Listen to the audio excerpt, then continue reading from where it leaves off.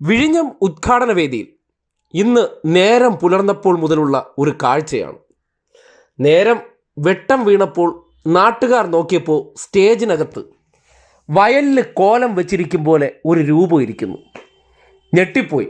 കാര്യം സർക്കാരിൻ്റെ ഒരു ഔദ്യോഗിക പരിപാടിയാണ്.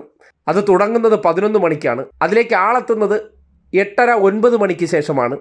ഇത് നേരം പരപരാ വെളുത്തപ്പോൾ സന്ദർഭത്തിൽ ഈ മത്സ്യത്തൊഴിലാളികളെല്ലാം മീൻ പിടിക്കാൻ പോകുന്ന സന്ദർഭത്തിൽ പുലർച്ചെ നോക്കിയ സന്ദർഭത്തിലാണ് എന്തോ ഒരു പ്രേതം ഇരിക്കും പോലെ സ്റ്റേജിനകത്ത് ഒരു രൂപം ഇരിക്കുന്നതായിട്ട് കാണപ്പെട്ടത്. ഒടുവിൽ ചെന്ന് നോക്കിയപ്പോഴാണ് അറിയാൻ കഴിഞ്ഞത് BJP സംസ്ഥാന പ്രസിഡന്റ് രായി മൊയ്ലാളി ഇന്നലെ വീട്ടിൽ പോയില്ല.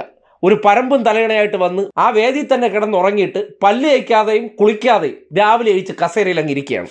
ഞാനാണ് ഈ വിഴിഞ്ഞം പദ്ധതിയുടെ ആൾ, ഞാൻ ഒറ്റയ്ക്കാണ് ഇത് നിർമ്മിച്ചത്, എൻ്റെ ഫോട്ടോ എടുത്തോളൂ എന്ന നിലയ്ക്ക് ഒരു ഉളുപ്പുമില്ലാതെ കയറി ഇരിക്കുന്നത് നോക്കിയേ. കുമ്മനടിയുടെ ഏറ്റവും ഭീകരമായ വേർഷൻ, വല്ലാത്ത തരം തൊലിക്കട്ടി തന്നെ. നമ്മുടെ നാട്ടിൽ പറയാറില്ലേ, കല്യാണമാണെന്ന് അറിഞ്ഞ ഉടനെ പണമുണ്ട് വിദ്യാഭ്യാസം ഉണ്ടെന്നൊക്കെയാണ് പറയുന്നത്. പക്ഷേ വകതിരിവും വിവരവും അത് അടുത്തൂടെ പോയിട്ടില്ല എന്ന് മനസ്സിലാക്കുന്നത് കണ്ടില്ലേ.